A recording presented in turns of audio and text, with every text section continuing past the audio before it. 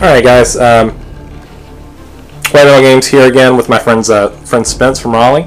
We're about to do an 1850 game today, my Tyranids versus his Blood Angels army.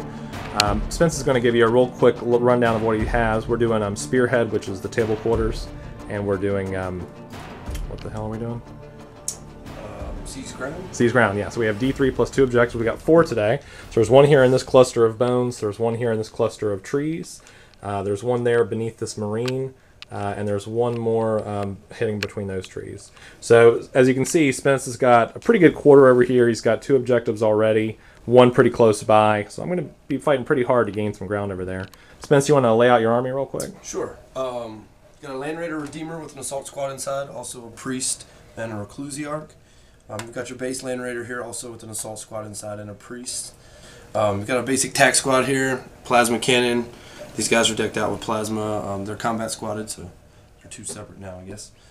This is my version of a Storm Raven here until we get an official one. Unfortunately, I have misplaced my las cannons at the last tournament, so right now it has the plasma cannon bits, but it is actually las cannons, multi-melta, and then the blood strike missiles underneath. And in here is Terminators with thunderhammers and storm shields. Alright.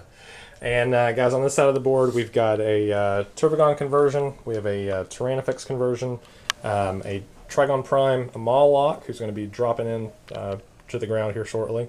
We have 20 Termagants with Devourers, and we've got a squad of Hive Guard hiding over here behind these bones. As you can see today, most of the ground today is kind of a snowy look. We've decided all of the blue terrain is area terrain and difficult. We've decided that these rocky impasses here are both difficult and dangerous. Everything else is open ground. All area terrain, the trees are area terrain as well, so we can move those in and out. And I've got 3 squads of guys in reserve. Do you have any reserves today, Spence? Nope. Okay, so basically what you see is what you get, and we just, we're going to see how we go. All right, turn 1. Alright guys, Caleb asked me to have a little brief rundown on my strategy today with you guys, so here it is. Since I hold objectives already, I'm kind of going to sit in my corner, let his pods come down hopefully in my objective corner, and use my flamers to kind of take them out while his other stuff kind of trudges across the board. Wearing down the big guys. I've got to take out that Tyrannifex because it's the only real big gun he's got on the table, so that'll probably be my first objective. Then probably the Turvagon and maybe the Hive Guard. We'll just see. Depends on where that Mawlock comes up as well, so wish me luck. Alright guys, you never met me, but I'm actually Caleb with White Metal Games. So we decided we're going to start doing some strategy stuff so we know exactly what's going on. So my strategy for this game at this point is basically to get as many gaunts as I can from the Turvagons over there to contest as many objectives as I can. Try to get the Mawlock in there deep, maybe on top of one of the objectives. Since he can deep strike in next turn, hopefully I can start to mess him up a little bit. Maybe because Spence doesn't have so many troops, he's more points heavy than I am, try to draw him out of all those objectives he's holding, try to get him away from there. But he's pretty smart. He'll leave something in reserve back there. So at this point, it's just try to bait him out and try to feed as much as I can in there. So we'll see how it goes. Hey guys, welcome back. We're at the bottom of, or we're at the start of turn 2. I'll give you a quick recap. Spence's forces moved forward, or at least the Land Raiders did. His Storm Raven came over here to the side where Spence's Terminators are now moving away. Popped a bunch of shots. He managed to wipe out all 3 Hive Guard with a combination of heavy bolters, assault cannons, las cannons, that sort of thing. The Tyrannifex took 2 wounds. The Turvagon survived the round. The Mawlock bored in. The Gaunts moved forward into the terrain, and they're currently holding position. The Turvagon gave up a squad of 13 Termagants, which are moving forward as we speak. Most of my army ran.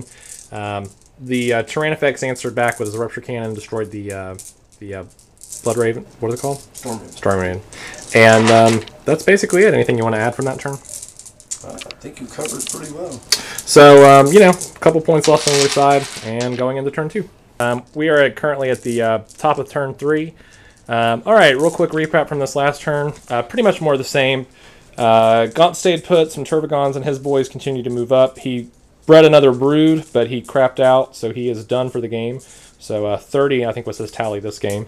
Zoanthropes arrived in a pod in the center of the board. Didn't arrive quite as close as I'd hoped. They popped out in a good position to shoot at the Land Raider.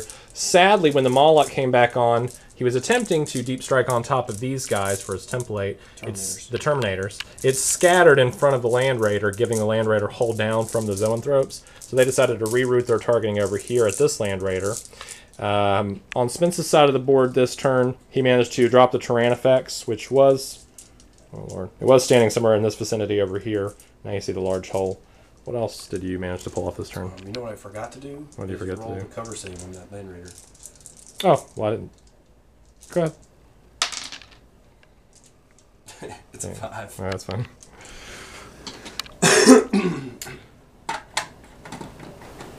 Which was hold on from the trees. Yeah. All right, so that's about it. So kind of a stalemate at this point. Yeah. And going into turn 3. All right, top of 4. Let's see. Zoe's got wiped out to the last Zoanthrope this turn. Trigon Prime not doing much good. Decided to come around the side of the Spore Pod. What else is going on this turn? I don't know. Spence, what happened this turn? What did we take down? You lost a couple of Zoes. That was big for me. The Moloch got killed in melee. Oh, yeah, Moloch got killed in melee, and the Land Raider there backed off. That Land Raider hasn't really been touched yet. This Land Raider just lost one of its Flamestorm cannons. Which we will not be correcting with a cover save. Which we will not be correcting. Those Terminators were the ones that wiped out the Moloch. My guys continued to push forward. So at this stage in the game, going into turn 4, I have firm control of 2 objectives. We're basically contesting one, and Spence has firm control of another objective. It's really a moot point because with those tank vehicles, he can tank shot objectives at pretty much any point he wants, assuming he has the movement. This objective is probably going to stay contested for now. He'll probably dominate it by the end of this turn.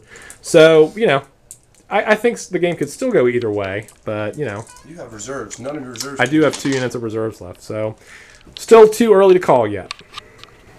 Going into turn 4. All right, guys, we're at the bottom of turn, what was it? Turn 4. This will be top of 5. This will be top of 5. We've got a D&D game we're going to do in just a few minutes, so actually we're going to go ahead and call it a little bit early, but Spence has pretty firm board control at this point. Spence, do you want to give a quick wrap of what happened or didn't happen this last turn and where we stand? What's going to happen this turn? I rolled pretty well on my difficult terrain checks here. So the Terminators moved up. The Assault Squad moved back with the Flamer here. They will flame these guys. These guys were going to move down and control the objectives while these guys moved out and shot. Potentially these guys could be an assault, probably not. They'll hold that objective. But these guys could clean up what was left. The Land Raider could move. Twin link las cannons will more than likely instant death 2 of the pods. Terminator's Thunderhammers with the Priest. The Reclusiarch moved out. He's going to join this unit since he got within 2. They'll all charge the remaining Trigon here. They should win that combat. If they don't, they would get dipped in acid. Over here, again, the Assault Squad will move up. Flamer, assault what's left.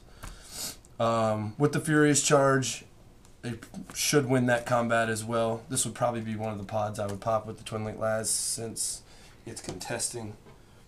And that would leave it 3-1. So we've kind of decided not to play out the final round for the sake of time. Yeah, I think so. At this point, Spence just has a lot more control over the board. He's got a lot more points left on the table. Spence, do you have any recap from the game? Anything you want to add? Your strategy from the start of the game, did it go pretty much the way you wanted? It did. You know, your reserves not arriving till late kind of hurt you, I think. It could have hurt, could have helped. I don't know. I didn't get the Flamers out of the Land Raiders early, which caused the Crusader to drive up. It lost the gun, then got destroyed. If the drop pods had come back here, it might have been a little differently. So, I mean, yeah, it went towards what I initially said. I wanted to kind of hold back and use the Flamers to pick off the little guys and whittle down the big guys with guns until we got over here and finished with melee, which is pretty much what happened. So. Okay. Well, thanks. You're welcome.